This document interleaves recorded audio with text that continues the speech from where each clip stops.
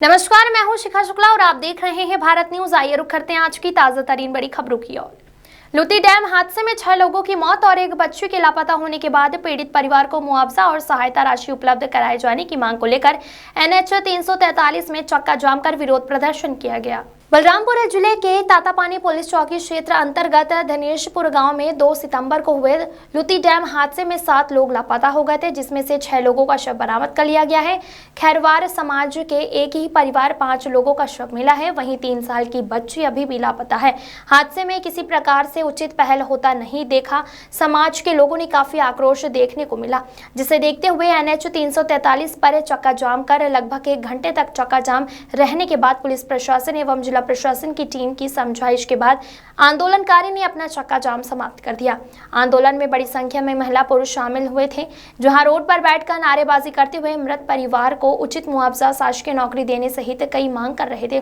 जिला प्रशासन के आश्वासन के बाद आंदोलनकारी ने आंदोलन समाप्त किया है।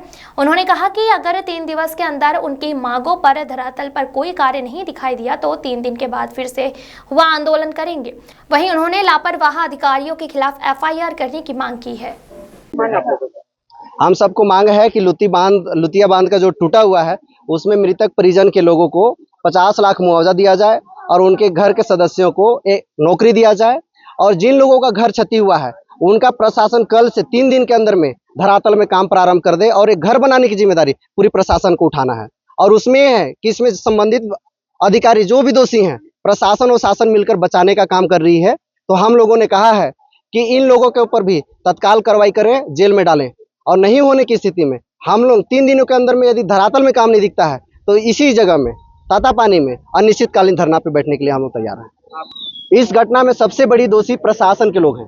प्रशासन की लापरवाही की वजह से जब 3 साल पहले डैम का लीकेज था तो अभी तक उन लोग मुआयना करके जांच चेक क्यों नहीं किए। ये पूरी तरह प्रशासन की लापरवाही की वजह से हमारे 7 लोगों की जान गई है। और क्या देखिए, लुती बांध में जो घटना हुई है उसके संबंध में यहाँ पे एक विरोध प्रदर्शन हो रहा था और उनके द्वारा ज्ञापन प्रस्तुत किया गया है। ज्ञापन हमने रिसीव कर लिया है और इस संबंध में हम जो भी कार्रवाई बन पड़ सकती है उस पर करेंगे। लुती डैम हम लोगों ने अभी गया, बांध देखा, पीड़ित परिवार के लोगों से मिला।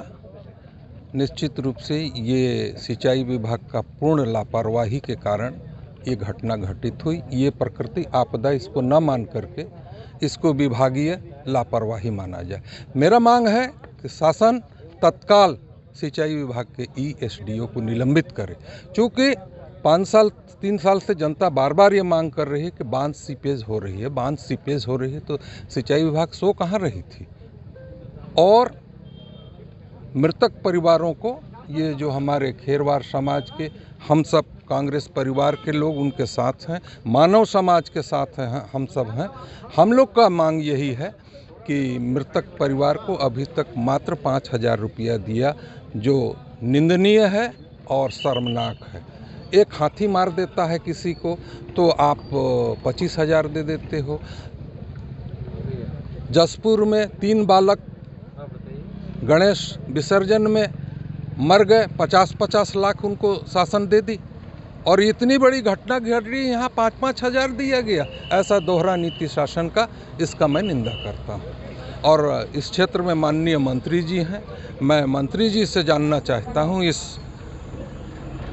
मीडिया के माध्यम से कि क्या 5,000 दे देने से उनके परिवार के साथ ऐसी घटना घटी होती तो क्या स्वीकार कर लेते। उन परिवारों को जो आज मृत्यु से बचे हैं उनको शासन चतुर्थ श्रेणी में नौकरी रोजगार दे और कम से कम 10-10 लाख रुपये का मुआवजा उसके परिवार को प्रत्येक मृतक व्यक्ति को दिया जाए। ये हमारी कांग्रेस परिवार की ओर से